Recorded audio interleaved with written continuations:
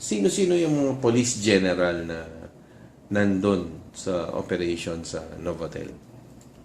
Yung kasama dun sa PNP Transnational Crime Group, si General Palad, Police Director Rex Piad, Police Director Garbo.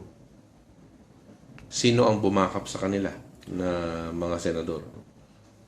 Ang senador na alam ko at narinig ko at yung mga tinatawag din nilang boss ay si Trillanes at si Senator Drilon.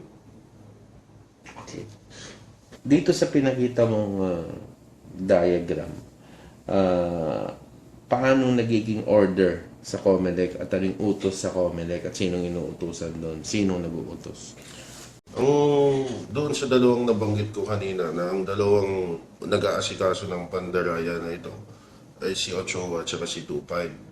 Yan si 25, ang trabaho niya, siya ang bibili ng mga materyales sa Hong Kong at sa Germany ng mga PECOS. Tapos, tuturuan niya, uutusan niya ang COMELEC na asikasuhin ko ano yung kailangan niyang maasikaso. Sino naman si 25? Si 25 yung si Puno. Isa siya sa nagsabi na kung maaalala ninyo na noong 2004, nag-I am sorry si GMA. Siya nag-utos kay GMA na mag-sorry sa taong bayan at sa media. So, yun yung naging ano ni 25 doon. Gaano ba kalakas si 2.5? Nakakatakot ba siya? Sinong kaya makaneutralize ang ano?